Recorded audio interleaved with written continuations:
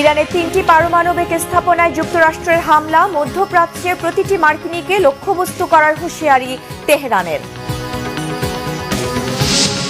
লন্ডনে ইউনুস তারেক বৈঠকে যুক্তরাষ্ট্রের স্বস্তি, দেখছে নির্বাচনের সুবাতাস। মির্জা ফখরুলের সাথে আলোচনা চার্জ দি অ্যাফেয়ার্সের।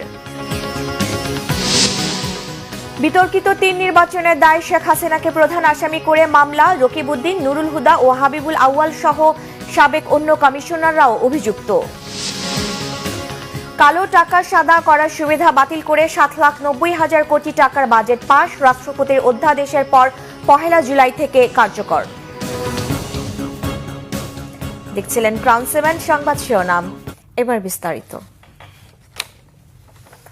ইরান ও ইসরায়েলের টানা 10 দিনের চলমান সংঘাতের মধ্যে ইরানে 3টি পারমাণবিক স্থাপনাকে লক্ষ্য করে হামলা চালিয়েছে যুক্তরাষ্ট্র।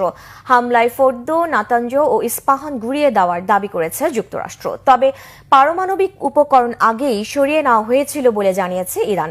এদিকে ইসরায়েলের 10টি স্থানে রকেট ও গোলা হামলা চালিয়েছে ইরান। এসব হামলায় আহত 11। মধ্যপ্রাচ্যে অবস্থিত প্রতিটি মার্কিন নাগরিক হবে ইরানের হামলার লক্ষ্য, হুঁশিয়ারি তেহরানের। শনিবার মার্কিন প্রেসিডেন্ট ডোনাল্ড ট্রাম্প বলেছিলেন ইরানে হামলার ব্যাপারে 2 সপ্তাহ পর সিদ্ধান্ত নেওয়া হবে। তবে কথা রাখেননি প্রেসিডেন্ট ট্রাম্প। রবিবারে ইরানের সবচেয়ে বড় পারমাণবিক কেন্দ্র ফোর্দো সহ 3টি পারমাণবিক কেন্দ্রে বোমা হামলা চালিয়েছে যুক্তরাষ্ট্র। 6টি বাংকার বাস্টার বোমা ছুড়ে ফোর্দো গুঁড়িয়ে দেওয়ার দাবি করেছেন মার্কিন প্রেসিডেন্ট ডোনাল্ড ট্রাম্প। ইরান এখনই পাল্টা হামলা না থামালে আরও বড় হামলা চালানো হবে বলে জাতির উদ্দেশ্যে দেওয়া ভাষণে তেহরানকে হুঁশিয়ার করে দিয়েছে প্রেসিডেন্ট ট্রাম্প। ইরানের ওপর যুক্তরাষ্ট্রের এই হামলায় ইসরায়েলের সম্পূর্ণ মদত ছিল এবং এ হামলা চালাতে দেশটিকে সাহায্য করেছে বলে জানিয়েছে ইসরায়েলের গণমাধ্যম। হামলা সফল হয়েছে বলে নিজস্ব সামাজিক মাধ্যম ট্রুথে জানানোর পরপরই ট্রাম্পকে অভিনন্দন জানিয়েছেন ইসরায়েলের প্রধানমন্ত্রী বেনিয়ামিন নেতানিয়াহু। যুক্তরাষ্ট্রের হামলার পরপরই দেশটির নৌবহরে পাল্টা ক্ষেপণাস্ত্র হামলা চালিয়েছে ইরান।